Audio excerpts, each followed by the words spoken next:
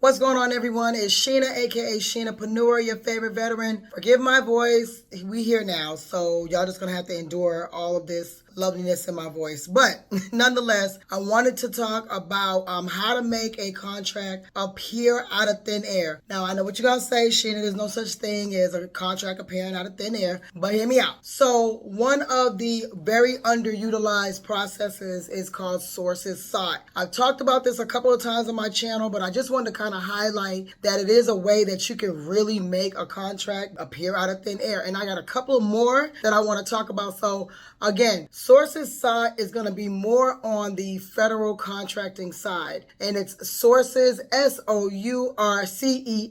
sought, S-O-U-G-H-T, sources sought. Now, they also have other names, like sometimes they might call it a pre-solicitation or a market review or market analysis on the federal or the local side. But for the purposes of this video, I'm really going to be talking about sources sought when it comes to this specific type of appearing out of thin air type of contracts on the federal side. So what sources sought does is the government agency says, look, we're looking for someone to do this type of service or this product, and we're just trying to see what's out there in the free world. So we're going to put out a sources sought. Usually it's going to require you to write or you to submit a couple of things about your business, or almost like a what's it called, like a synopsis of how you're going to fix this problem. So they may not even really know what they need. They might just know the ending point, but they have no idea how they're going to get there. Like, how are we going to cure world hunger, right? We don't know. But let's just say you're able to submit something that says, well, the only way to cure world hunger is to do A through Z, AA through ZZ, and here's my a little synopsis of plan of how I want to do it. And so then the government's like, okay, that's a really great idea. Let's put this out for pre-solicitation. And that's usually the next thing when it comes to like the sources sought process. And then pre-solicitation is literally what it is before the solicitation comes out. So what that kind of lets you know is that there's gonna be an opportunity that comes out. Now, let me back up. This is really if this opportunity is not sole sourceable, or maybe the agency needs multiple bids, or maybe it's gonna be a huge project, so they need a lot of participation. Maybe they cannot award it to one person. Maybe they can only, award it to multiple people in order for it to work, like world hunger. There's going to be a lot of moving pieces there. But the sources sought, if it's not sole sourceable, meaning you're an 8A company or an SDVOSB, and they cannot just basically write you out the contract, they're going to have to put it out for bid. But the more people respond to it, the more likely that the opportunity is going to come out for bid for you, or out as a solicitation. And it could be an RFP, which is a request for proposal, an RFQ, a request for quote. It probably won't be a request for quote, because usually a request for quote is under a certain threshold, but nonetheless, usually it's going to be something that's going to be on a grand scale, and that's why the agency is doing the extra work, putting it out as a sources sought in order to, get the best participation moving forward. So sources sought is really how you could create a contract out of thin air, because it could be, let's just say it is world hunger, but then they realize that's too grand. Maybe we can just solve hunger in the city of Chicago. I don't know.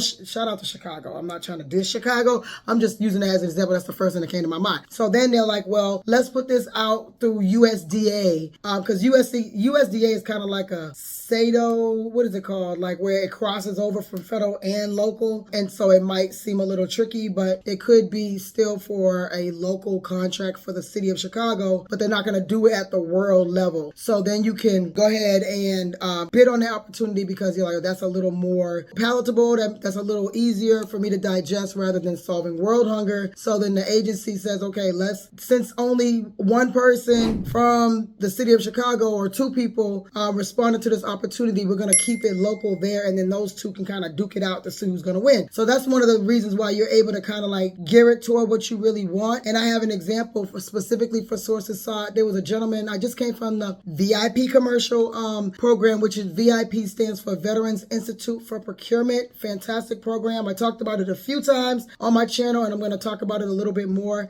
in future videos. But this gentleman said, then this is during COVID, so things was like the Wild Wild West, but it just goes to show you ask and you shall receive. So he explained that he saw his sources sought for like pen tips. It wasn't pens. It was like some kind of pen that you use in the medical field, and they needed tops, like little plastic. I don't even have anything, but like little plastic tops, and they needed like 500,000 of them. And so he responded, the sources sought, they still have dates on them. So the agency puts out the sources sought, and it might be due. Today's October 27th, 2024. So they may need it. They may have the date of November 1st. Well, let's just say the date was October 25th. That's 2 days ago, right? As the taping of this video. But let's just say that it's already past due, but it's still on SAM.gov. Then there might be a chance that the agency still hasn't found anyone to perform this, to provide this product in this case. And so the gentleman I was in VIP with said that he reached out to the agency and said, hey, did you ever get this fulfilled? And then the agency said, no, we didn't. And so they issued him an RFQ, or really, he didn't say exactly how he was issued it, but basically he got it. And so he was able to provide that service, and he used, creative ways to obtain the items, the pen tips or whatever it was, plastic tips. And then he became the preferred seller of those pen tips. He wasn't even in that industry. I think he was in like communications or something, but he just happened to see an old sources sought on SAM.gov, and he just said, YOLO, I'm about to do this. So that's how you kind of create a contract that wasn't even in existence. No one that's out here is going to, even really know what sources sought is, because a lot of people don't teach about it. I've talked about it again multiple times on my channel, but that's something that wasn't really in existence. It's nothing to really track, especially during that time where this is all kind of new stuff that they needed. And those things come up, sometimes where it's something depending on what time of year it is, and they just need, that for the moment, or maybe they need it forever. They just starting this agenda, or that agency never bought it before, but now they're going to buy it all the time, or buy the service all the time. So then you're really just creating that out of thin air. Like, that's like amazing, right? So that's one way that you create a contract out of thin air. Another way to create a contract out of thin air is unsolicited proposals. Now, this can be kind of tricky, and I have so many examples to go through this, because it's really important to understand what an unsolicited proposal will actually do. So you can do unsolicited proposals all federal, local, and corporate side, really, all three tiers. Unsolicited proposal is basically letting an agency know what they need. And so that can be tricky in a couple of ways, because open yourself up for doing a lot of work for nothing. You're opening yourself up for getting your information stolen from the agency, and stolen is such a harsh word, but that's basically what it is. And then you also open yourself up for, almost giving the opportunity to someone else. But if none of those things happen and it ends up being something great, then you can end up creating that contract for yourself. And that's what the premise of an unsolicited proposal is. So let me explain what an unsolicited proposal is really quickly. So what an unsolicited proposal is let's just say you are a trainer, and training is probably one of those, well, I would say maybe marketing, training, IT services are probably among the most of the opportunities I would say are unsolicited proposal-esque, meaning that they are things that the agency may not know they need, because they just know they need marketing. They don't know what that entails, because they don't know anything about marketing, or they need some training, but they don't know what type of training, or you're kind of like a salesman at that point. So if you think about it like that you're a salesman, saleswoman, and you need to tell the agency what they need. So when it comes to, let's just say, training, especially educational training, like in school systems and stuff like that, I interviewed someone on my channel who kind of does that. She is very protective over her secret sauce, so I'm not going to really share who that is.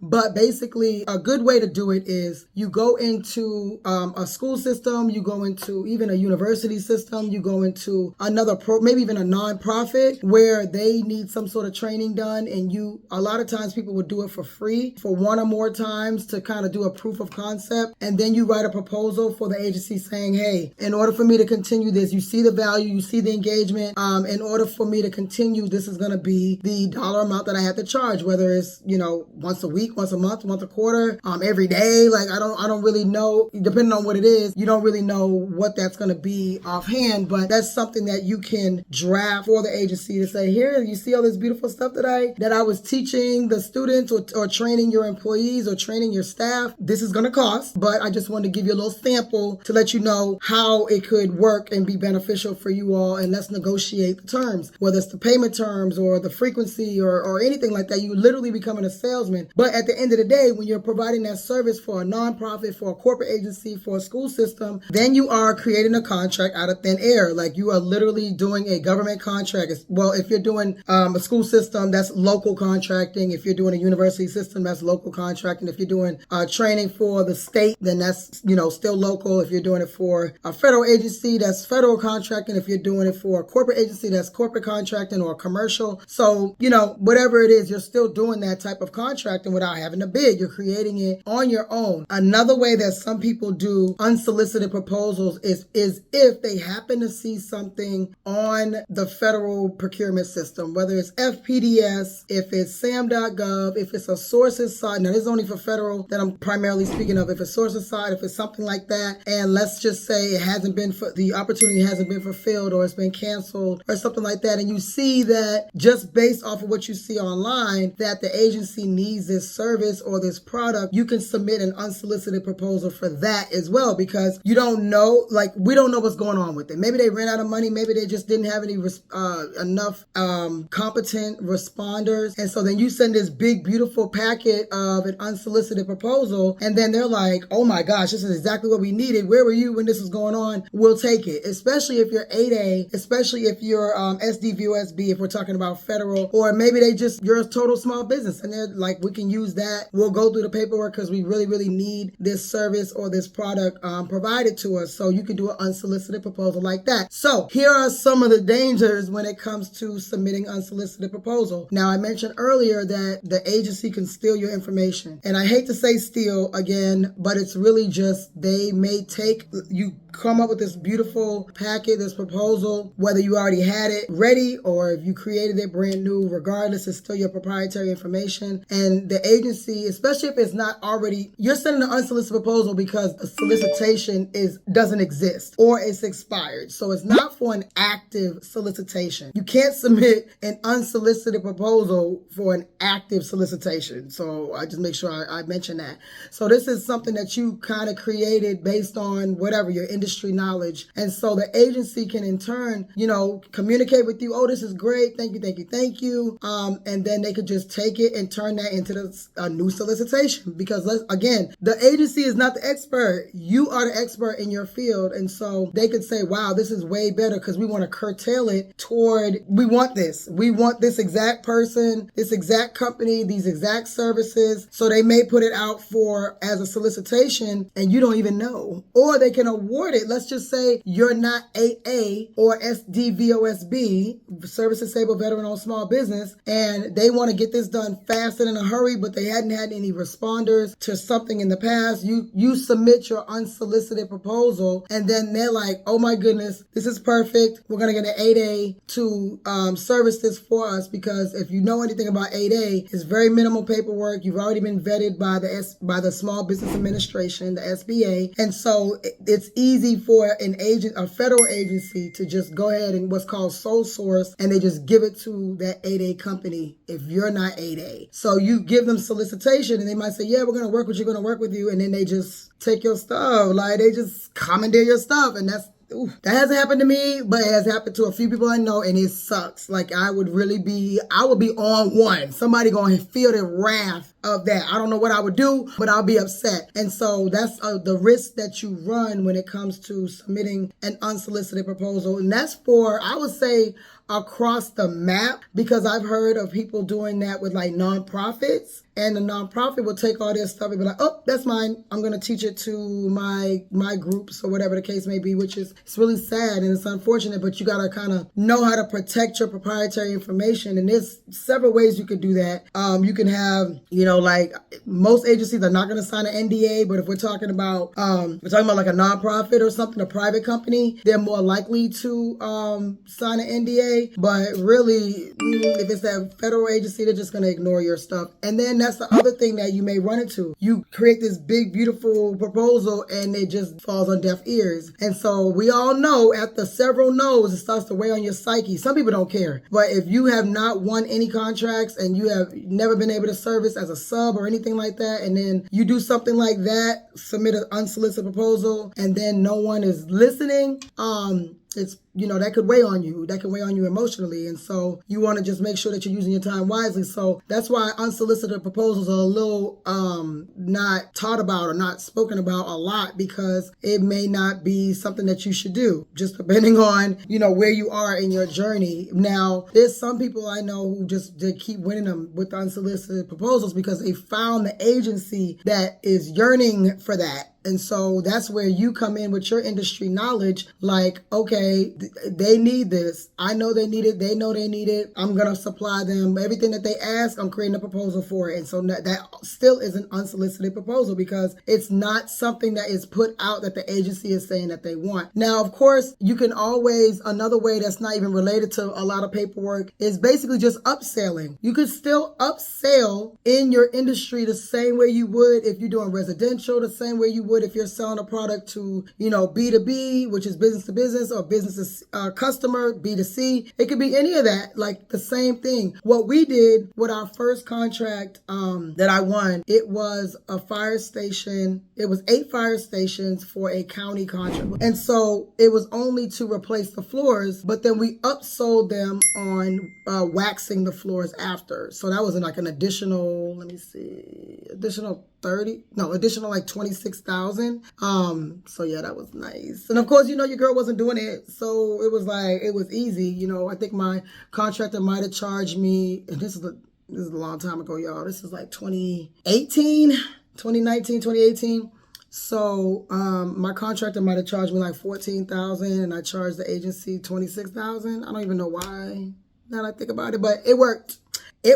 So yeah, it was really, a great thing my contractor suggested to upsell. So upselling is not technically like unsolicited, or it's not technically creating a contract out of thin air. But let's just say you do replace the floors and then you do the waxing of the floors, and they really, really love the wax. And so they're like, okay, this other area of the county already has new floors, but it hasn't been waxed. Can you start doing the waxing for these other places? So now you've created your own contract again just by upselling. So that's what we got to do. We got to be creative. Stop being so rigid when it comes to just government contracting. Like you have to look at it still like a business. It's a business at the end of the day, and the government, local, federal, corporate, they're all your clients. So just remember that. I hope this has been helpful. I wanted to just kind of like dive into that a little bit because it's not something that is traditionally like streamlined. But if you're like, listen, I'm not going to be searching for bids all day, and I get it because I don't do that either. But if you already have a niche, you already do this thing, you already created a product or service or something, then you got to go parade that thing around. You got to you're basically a salesperson, but for the government takes sales. They take sales. Another example, I'm interviewing a gentleman on my channel, but he talked about this mattress company. Now, this is a great story, and I'm going to have him retell it because I want him to tell it, but I'm going to tell it right now because I know the story. But basically, this company was cleaning mattresses mobily, on a mobile, in a vehicle, in a truck. And so they were trying to do government contracting, but if you're in government contracting, you kind of know that the government doesn't really buy that. They don't really just buy random stuff, but not like that. Like they may not see the value in cleaning mattresses, especially where these mattresses usually located. They're usually going to be military bases and stuff. They don't care about them soldiers. I was a soldier for 20 years, so they don't care. So the gentleman I'm going to be interviewing, he is the president and founder of Navoba, which is a veteran certifying agency. And we'll get into all that when we interview him. But basically, he was trying to explain to them that if you do corporate, think about all the hotels and all these other companies that have beds, because a lot of these companies like Accenture and these innovative forward companies, they have beds in their offices. So it would be more advantageous for them to use this mobile mattress cleaning service rather than the government. The government can't often create line items that don't already exist. And so I was like, that is so true. That is so smart. And that's why I try to tell some people, government may not be your thing. Federal may not be your thing. Local may not be your thing. Corporate may not be your thing. Okay, and corporate is state and local. I don't know where everybody's getting this. State and county and city is separate. It's local. Local is local. That means it's not federal unless it's something that crosses over. I'm sorry, I don't want to go on this rant, but I'm just saying, like, it's local is local, and you can do local in another state. It's not federal contracting, so it's going to be local contracting or it's going to be corporate. Okay. Anyways, so with that being said, with that mattress company, it made sense for them to not do government contracting. Corporate contracting would have been way better sale. So they just have to give user education, because maybe the IHG or Hilton or Marriott has never used that. So they just have to educate the company or even the local, because a lot of those places are franchised, but they have to educate the local owner or the company that this is advantageous because of this reason. So, that's another unsolicited thing, like the user education, something that the agency doesn't know they need, the company or agency doesn't know they need. And so you're really helping them, and it's creating a differentiator for that company that you're helping. So don't always focus on government, and it may be corporate. And like I said, I'm going to be talking a lot about corporate in the coming weeks because I just had so much corporate training in the last few weeks and I'm so excited. But anyways, don't forget to join our circle community where we share information and tips, and people are doing meetups, local meetups, which is fantastic. And my course, GovConNOW, teaches you about federal contracting, local contracting, and corporate contracting. Also, we have something for our veterans, and the 2.0 is coming out finally, because we had a whole discrepancy, a whole problem with the first round of sending that 2.0 out, but that's okay. Like, we persevere because we business owners, right? So that's coming out at the end of November. So be on the lookout for that. And it's going to be a super huge flash sale on the current course, because it's going to be a lot of upgrades since its creation. And remember that my GovConNOW course does give you unlimited access to me. It's a mentorship program that has a course. So I guide you along the way. You have access to my past performance. Of course, my company, Foresight Industries, just won another award for fastest growing company. We got an award last year from Syracuse, got another award this year, being nominated for Small Business of the Year award. I mean, like, I do this in real life. In case y'all didn't know, I do this in real life. Anyway, so yeah, that is something. I'm really goofy, I'm tired. But that is, something that I make sure that my students have access to. And then we do our monthly calls. Do monthly calls because you have unlimited access to me. So, usually people don't even need that, and they go on and they do wonderful things. And you have access to each other, of course. So make sure that you, again, join the Circle community. The link is in the description. And please listen, I can talk about government contracting all day, but I want to know what y'all want to talk about. And like the industry specific stuff is kind of hard unless I have an expert. But if there's something like a question or there's a topic that I have not covered on my channel, or you want like it broken down specifically for this topic. Let's say I talked about I talked about several things in this video. If you're like, just talk about mattresses, Sheena, or not, that's not a good example. Let's just talk about this specific thing, then leave that in the comments, please, because, I don't want to keep being redundant and talking about the same stuff that you guys do not find value in, because what is the point of that? This is for you guys. This is for you, because you know what I'm saying? Love y'all. Okay. So until next time, it is your favorite veteran.